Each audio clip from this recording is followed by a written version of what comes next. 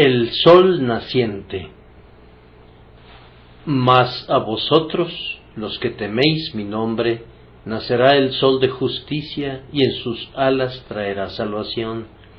Y saldréis y saltaréis como becerros de la manada. Malaquías 4:2. Mas a vosotros que teméis mi nombre, se levantará el sol de justicia con la salud en sus alas. Y saldréis y saltaréis como terneros del establo. Malaquías 4:2. La Biblia de las Américas. Mas para vosotros que teméis mi nombre, se levantará el sol de justicia con la salud en sus alas. Y saldréis y creceréis como terneros del establo. Malaquías 4:2, versión King James.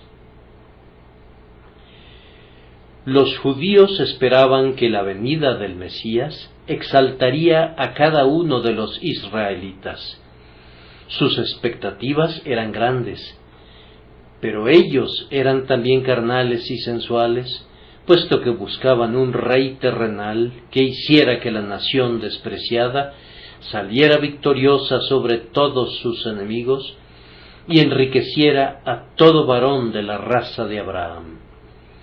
Las Escrituras no les daban ninguna base para tales expectativas universales, sino todo lo contrario, y en el capítulo que ahora estamos considerando, el profeta explica que la venida de Cristo sería en verdad como la salida del sol, llena de gloria y de esplendor, pero los resultados no serían los mismos en absoluto.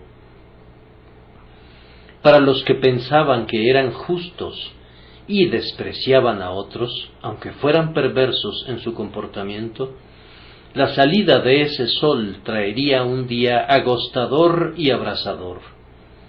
Lean el primer versículo.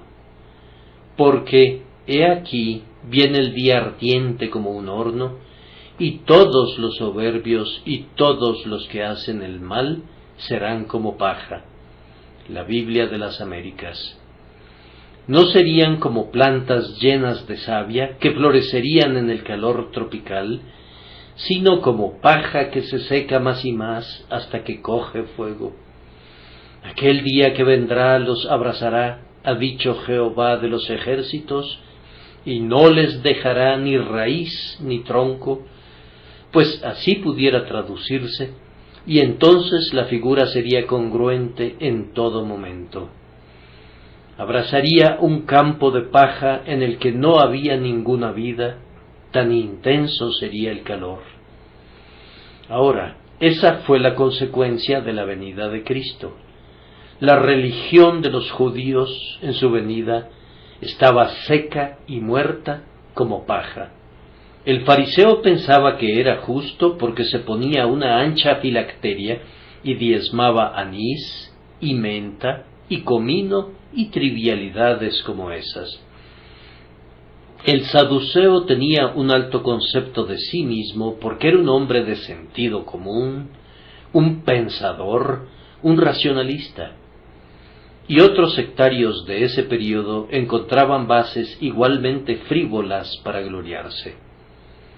El ministerio de Cristo los secó totalmente y han dejado de existir. Hoy en día nosotros usamos los nombres de fariseo y saduceo, pero no hay ninguna persona en el mundo a la que le gustaría ser llamada por cualquiera de esos nombres.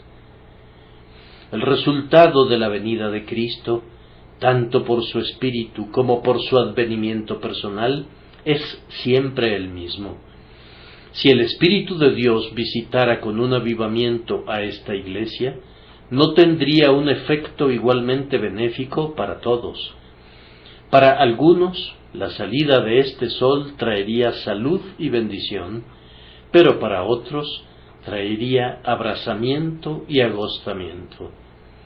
¿No saben ustedes que el tiempo veraniego que llena de grano y hace que cuelgue su rubia cabeza, sonrojándose de pura modestia por la bendición que le ha venido, hace salir también de sus secretas guaridas a las hierbas malas y nocivas?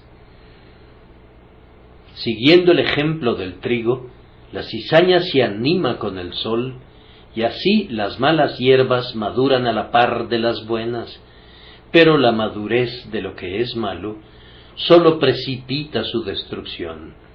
La sequedad del rastrojo es la preparación para que sea completamente consumido. Hacemos bien en orar pidiendo un avivamiento, pero no debemos suponer que un avivamiento traerá bendiciones para quien es un mero formalista. Posiblemente pudiera hastiarle y alejarle por completo de la religión. Al ver la obra del Espíritu de Dios a su alrededor, descubrirá que no tiene una verdadera religión, y así el día del Señor será para él ardiente como un horno, y siendo altivo y al mismo tiempo actuando perversamente, su vacía profesión de religión se consumirá como la hojarasca. La venida del Mesías iba a traer para otra clase de personas una plenitud de bendición, y es de ellas que tenemos que hablar. Mas para vosotros que teméis mi nombre, se levantará el sol de justicia, no con abrasamiento, sino con salud en sus alas, y saldréis, no se secarán, ni arderán, ni serán destruidos, sino que saltaréis como terneros del establo. Ustedes recibirán grandes bendiciones por medio de la presencia de su Señor. Dos cosas ocuparán nuestra atención. La primera es la descripción del pueblo de Dios. Mas a vosotros, los que teméis mi nombre. Y la segunda es la bendición que se les promete. Se levantará el sol de justicia con la salud en sus alas, y saldréis y saltaréis como terneros del establo. Aquí se describe a los verdaderos santos. Miremoslos. La descripción puede ser dividida en dos partes. Primero, he aquí su carácter permanente, temen el nombre del Señor. Y en segundo lugar, deducimos por el texto su carácter accidental, un carácter que no siempre es suyo, pero en el que caen algunas veces, es decir, que necesitan salud, pues si no estuvieran enfermos, no habría necesidad de la promesa de que el sol de justicia se levantará sobre ellos con la salud en sus alas. Entonces, noten primero su carácter permanente. Temen el nombre del Señor. Me deleita pensar que esta promesa es dada a este carácter particular, pues quiere decir que viene a los principiantes en la gracia. El temor del Señor es el principio de la sabiduría. No es la gracia más excelsa, ni el logro más sublime de la naturaleza espiritual. Por tanto, bendigan al Señor ustedes que son débiles y enclenques, porque la promesa es dada a ustedes. Ustedes en verdad temen al Señor. Hay veces que nos preguntamos si conocemos el éxtasis del amor y nos cuestionamos grandemente si alguna vez tuvimos la seguridad de la fe, pero aún entonces sabemos que tenemos un temor reverente de Dios. En la nave, Jonás se encontraba en un estado mental muy pecaminoso y él iba huyendo de Dios, pero con todo no dudó en decir: soy hebreo y temo a Jehová. Este es el carácter permanente de los santos en su peor estado. Si se descarrían, siguen temiendo el nombre del Señor. Le temen a ratos, muy al estilo de los esclavos, con un espíritu de servidumbre, pero de hecho le temen.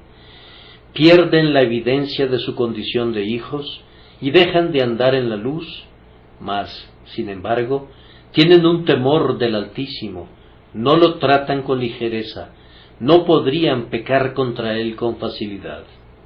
Sigue habiendo en el interior de sus corazones un sentido de su grandeza. Generalmente asume la forma de una reverencia hacia su persona. Saben que hay un Dios y están seguros de que Él hizo los cielos y la tierra. Tienen igualmente la certeza de que Él está presente en todas partes, marcando los caminos de los hombres. Otros pueden blasfemar, pero ellos no pueden hacerlo. Otros pueden pecar y divertirse al hacerlo, pero a ellos el pecado les cuesta caro. Otros pueden deleitarse sin ninguna aprensión, pero ellos no pueden hacerlo, pues temen al Señor. Yo sé que esto describe a toda verdadera religión y que tiene un sentido muy amplio, pero se adapta a mi propósito que lo veamos precisamente ahora como una descripción de los creyentes válida para todos ellos, prescindiendo del estado en que se encuentren. Siguen temiendo al Señor. Ahora, alma, ¿tiemblas tú delante de Dios? Hay algo en eso. No te pregunto si tiemblas ante el infierno. Eso no sería ningún signo de gracia, pues ¿qué ladrón no tiembla frente a la horca? No te pregunto si le tienes miedo a la muerte. ¿Qué mortal no le tiene miedo, a menos que tenga una buena esperanza por medio de la gracia? Pero tiemblas en la presencia de Dios porque le has ofendido, y tiemblas en la presencia del pecado, no sea que le vayas a ofender de nuevo. ¿No se te ocurre alguna vez la pregunta, ¿cómo pues haría yo este grande mal y pecaría contra Dios?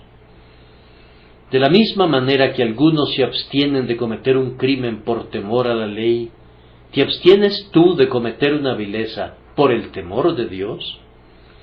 Así como algunos son impelidos a la actividad por el miedo a la pobreza, ¿eres impelido tú al servicio divino por un sentido del hecho de que no servirle es permanecer bajo su ira? Es una cosa humilde y pequeña comparada con las gracias más excelsas que Dios obra en su pueblo, pero aún así es algo precioso temblar a su palabra. Me alegra pensar que muchos de ustedes han comenzado a temer a Dios recientemente. Bendigo su nombre porque no puedes vivir ahora como lo hacías antes. Estás intranquilo en tu antiguo estilo despreocupado. Me alegro mucho por ello, y aunque no puedo estar seguro de que este miedo no pudiera ser un miedo servil, yo espero lo mejor y oro pidiendo que madure para convertirse en un temor real de Dios, que es siempre una obra de la gracia en el alma, de manera que la promesa de nuestro texto te pueda pertenecer. Ahora, amados, he dicho que la descripción del pueblo de Dios que es dada aquí no sólo denota su carácter permanente, que temen al Señor, sino que menciona también su carácter ocasional.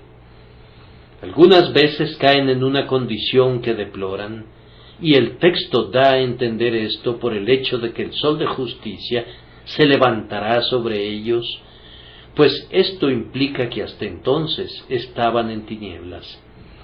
Sin importar cuál otra luz pudiera haber, cada uno de nosotros sabe que mientras no salga el sol, nuestra condición es de una comparativa oscuridad.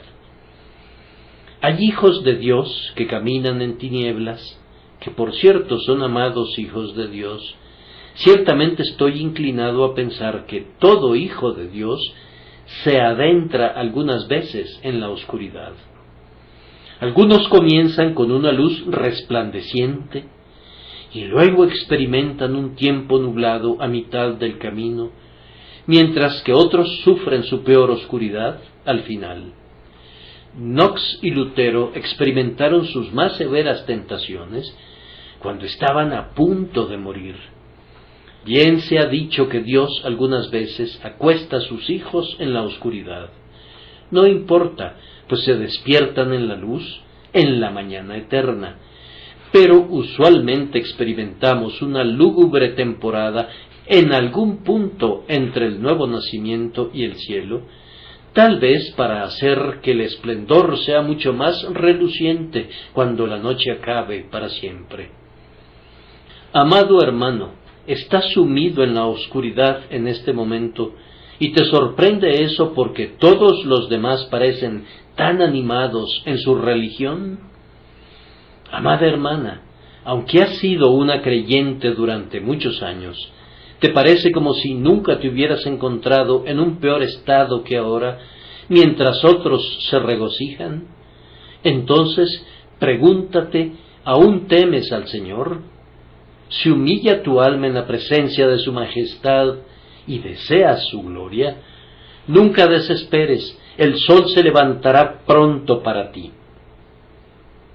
También es claro por el texto que los hijos de Dios pueden estar algunas veces en un mal estado de salud, pues el sol de justicia ha de levantarse para ellos con la salud en sus alas, y eso no sería una promesa muy necesaria si no enfermaran. Un cristiano pudiera estar abatido por graves dolencias espirituales. Su pulso pudiera latir lentamente, su corazón puede volverse débil, puede estar vivo, y eso pudiera ser todo. El letargo pudiera apoderarse de él, la parálisis pudiera conducirle a temblar desalentadamente, pudiera haberse extraviado de su Dios. ¡Ay! Aún pudiera sufrir de un ataque de fiebre palúdica en el que tiembla con incredulidad de la cabeza a los pies. Pudiera ser que sus ojos se hubieran vuelto tan ciegos que no puede ver de lejos, y sus oídos pudieran ser tardos para oír, y pudiera ser como los insensatos en el Salmo, cuyas almas abominaron todo alimento. Pudiera haber repudiado los consuelos de la promesa, y pudiera haber quedado muy abatido.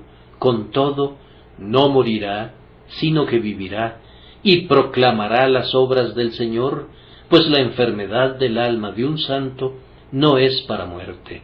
Él se recuperará y cantará acerca del Señor, cuyo nombre es Jehová Rafa. Yo soy el Señor tu sanador. Oh Hijo de Dios, si te encuentras en un estado de enfermedad y de aflicción, clama a tu Señor fuertemente, y el sol de justicia se levantará para ti con la salud en sus alas. Noten asimismo que, conforme a nuestro texto, los hijos de Dios pudieran estar en una condición de servidumbre, pues se dice que cuando el sol de justicia se levante, saldréis y saltaréis como terneros del establo. Entiendan la figura. El becerro está encerrado en el establo, y en la noche lo amarran con un cabestro, pero cuando sale el sol, el ternero sale al potrero, el novillo queda en libertad. De igual manera, el Hijo de Dios puede estar en cautiverio. El recuerdo de pecados pasados y la presente incredulidad pueden ponerle cabestro y mantenerlo en el establo, pero cuando el Señor se revela, queda en libertad. Aún los verdaderos hijos de Dios tienen que clamar algunas veces, como Pablo, que están vendidos al pecado. Pueden olvidar la sangre de la redención durante un tiempo y considerar que todavía son esclavos, y sin embargo son verdaderos hijos de Dios. De allí la belleza de la promesa de que saldrán. Sí, y hay más en el texto. Los hijos de Dios pueden encontrarse en tal estado que dejan de crecer, pues de lo contrario no tendríamos la promesa: saldréis y creceréis cuando resplandezca el sol de justicia. Mi querido hermano, ¿sientes como si no hubieses crecido en la gracia durante meses? Necesitas que el sol de justicia resplandezca sobre ti, y crecerás como lo hacen las plantas. Todos los árboles están desnudos en invierno, y sus ramas están aparentemente secas y muertas, pero cuando regresa el sol primaveral, los capullos comienzan a hincharse, y las hojas reaparecen, y los árboles florecen y producen fruto.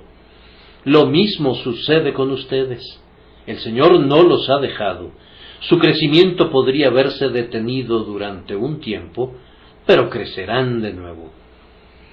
Además, el Hijo de Dios puede entrar en una condición tal que pierda su gozo, pues les diré un secreto acerca del texto, puesto que la Septuaginta así lo tradujo y el hebreo encierra ese sentido, podría ser traducido y probablemente debería ser traducido: saldréis y saltaréis como terneros del establo. El joven ganado pudiera haberse quedado en los establos durante el invierno, pero cuando el sol trae consigo la primavera, los campos reverdecen y entonces sueltan el ganado. Hay gozo en los movimientos de las criaturas. De igual manera, cuando el Señor se aparece a los miembros de su pueblo, ellos se mueven con deleite y danzan de puro gozo de corazón. El amor del Señor en su interior los llevará a dar expresión a su gozo. Yo oro pidiendo que ustedes puedan sentir ese intenso deleite en la libertad del Evangelio y salten de gozo. He descrito así al pueblo al que llega la promesa. Mi segundo y más placentero deber es abrir la promesa misma. Nacerá el sol de justicia. Hijo de Dios que estás en tinieblas, en prisión, estancado e infeliz, ¿qué promesa hay aquí para ti? Nacerá el sol de justicia. Su nacimiento ha de hacerlo todo. No hay nada que tú debas hacer. No tienes que realizar ninguna obra para alcanzar la bendición que necesitas. El sol de justicia nacerá. Ahora, el nacimiento del sol es una de las cosas más maravillosas en la naturaleza, no meramente por su grandeza y belleza, sino por su sublime manifestación de fuerza. ¿Quién podría frenar los caballos del sol? ¿Qué mano podría bloquear la rueda dorada de su carruaje y ordenarle que detuviera su curso? Ha llegado el tiempo de que nazca, y he aquí, deleita al mundo con el alba. Santo Espíritu, tal es tu poder. Cuando es tu tiempo de obrar, ¿quién podría oponerse a ti? Así como el sol inunda toda la tierra con su esplendor y ningún poder puede obstaculizar sus movimientos, así obra el Espíritu Santo y nadie puede impedírselo. Entonces, argumenten esta promesa esta noche y clamen: oh sol de justicia, levántate sobre los que te temen. Ven ahora en toda tu majestad y riqueza de gracia. Derrama sobre nosotros tu luz y calor y vida, y llena este lugar con tu gloria. Observen ahora cuál será el resultado de su nacimiento. Tan pronto como este sol se levanta y Cristo comienza a brillar sobre su pueblo, ellos disfrutan de una clara luz. Estaban en tinieblas antes, pero ahora están en la luz. Yo he estado viviendo durante un tiempo en un país donde el sol lo es todo. La temperatura y la atmósfera son saludables y deliciosas, casi diría celestiales, gracias a su presencia. Cuando el sol brilla, ni el pino enfermo ni el saludable están tristes, y cuando las nubes ya no velan más su faz, estamos como en el huerto del Señor. Todo depende del sol. Desciendan a un valle donde no haya penetrado el brillo del sol y encontrarán escarcha. Crucen la calle hasta la sombra y temblarán de frío. La atmósfera se vuelve tan límpida gracias a la supresión de todas las nieblas y brumas, que algunas veces hemos logrado ver hasta 100 millas de distancia al otro extremo del mar, y los montes de la distante Córcega se han alzado como una hermosa visión. No puedo evitar usar la ilustración porque está tan claramente ante mí. Cuando el sol de justicia sale para un cristiano y brilla a plenitud sobre él, no ve unas islas que están a 100 millas de distancia, sino que ve las puertas de oro de la ciudad celestial y al Rey en su hermosura, y a la tierra que está muy distante, pues la presencia de Cristo limpia la atmósfera y nos permite ver lo invisible. Que el sol de justicia nazca para ustedes que temen su nombre, y les dé justamente tal claridad y luz. Pero según el texto, cuando el sol de justicia nazca para aquellos que temen al Señor, les dará salud. Hay salud en sus alas. Por las alas del sol se quiere significar los rayos que proyecta a lo alto en el aire, o que parecen derramarse una vez que está en lo alto en el cielo. Hay realmente salud para los cuerpos de los hombres en el sol. ¿Acaso no los hemos visto venir a la tierra soleada, estando tuberculosos y doblegados por la debilidad? Y cuando han tomado el sol y se han calentado durante unas cuantas semanas, la herida en el interior del pulmón ha comenzado a sanar y el tuberculoso ha respirado de nuevo y se ha podido comprobar que viviría. Algunos han llegado aquí casi sin poder articular palabra y por el influjo del sol comenzaron a hablar de nuevo como hombres cuya juventud ha sido renovada. El sol es el gran médico. Donde el astro penetra no se necesita médico, y allí donde resplandece los hombres reviven rápidamente. En cuanto al sol de justicia, oh, cómo sana a los enfermos. Cristianos enfermos, yo quisiera que ustedes se sentaran bajo esa luz solar durante todo el año, aunque no hicieran otra cosa que asolearse allí, tal como los animales se deleitan asoleándose bajo el sol. Las flores conocen al sol y voltean a él su cáliz y sorben la salud que él les brinda con sus reservas de oro.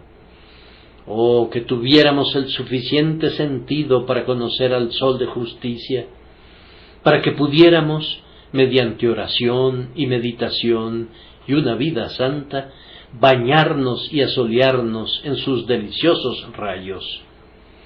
Seremos en verdad fuertes si Él se levanta para nosotros con salud en sus alas. Él se ha levantado, pero nosotros nos escurrimos a la sombra. Él se ha levantado, pero nosotros nos metemos en los pozos de hielo de la mundanalidad y del pecado, y no dejamos entrar su calor, y luego nos sorprende que estemos enfermos, pero siempre estaremos enfermos hasta que salgamos otra vez a la luz y Jesús brille para nosotros de la mañana a la noche. No debo detenerme en ningún punto, pues mi tiempo es limitado, pero quisiera que notaran cómo dice el texto que cuando el sol de justicia brilla, el cristiano obtiene su libertad. Saldréis. Me he estado alojando allí donde el inválido no se aventura a salir si el viento sopla, y si hace un poco de frío y el sol no brilla, tiene que quedarse bajo techo o perdería el beneficio que hubiera recibido.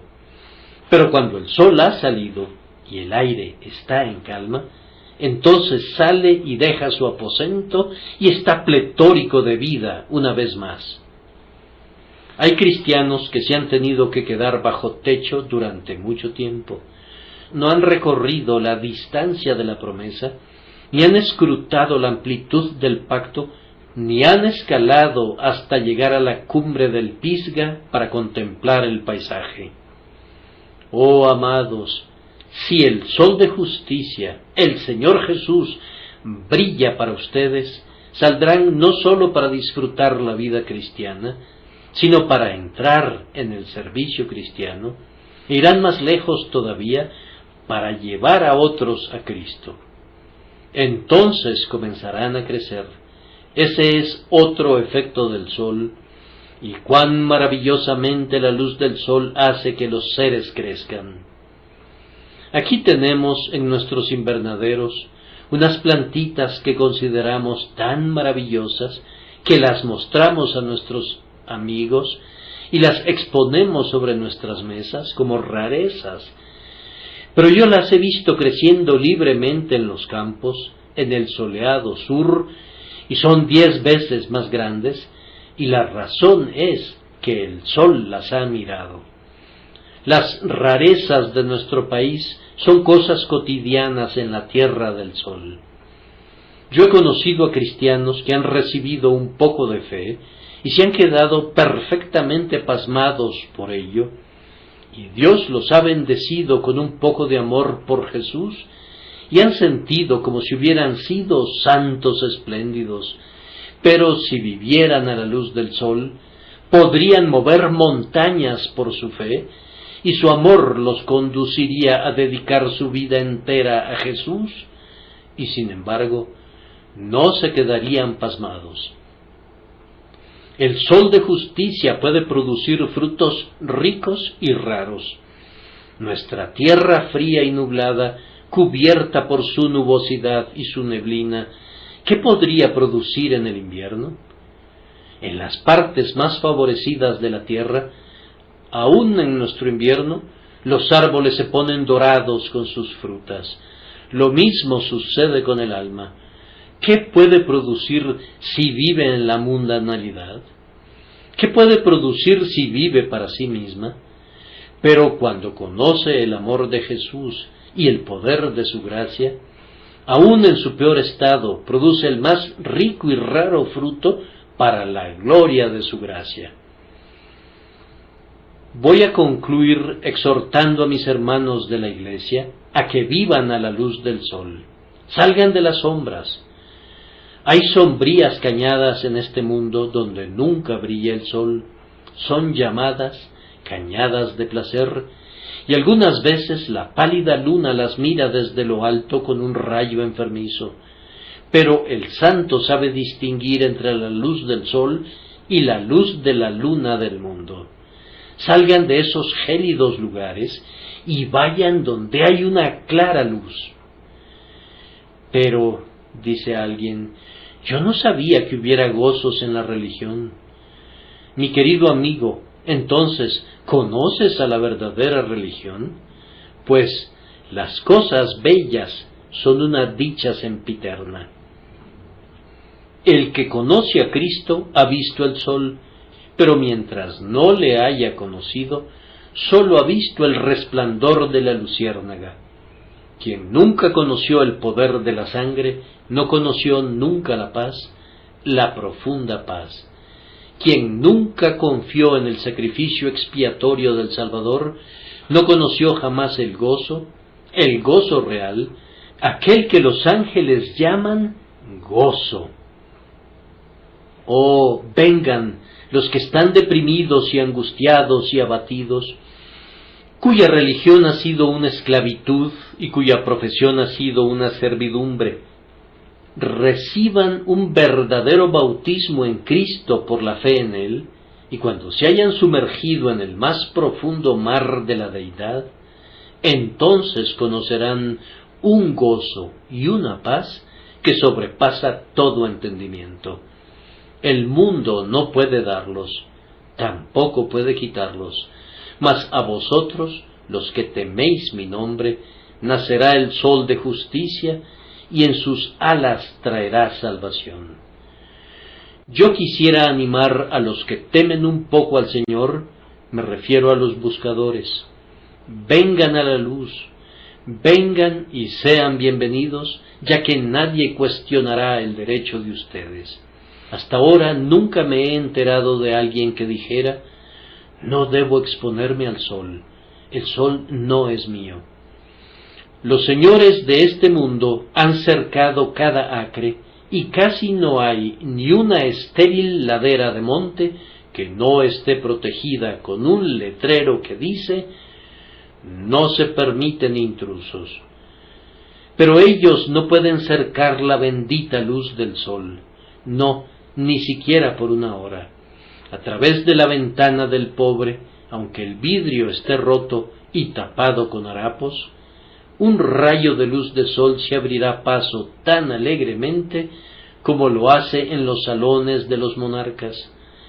Brilla sobre los harapos del mendigo, así como sobre el manto escarlata del príncipe.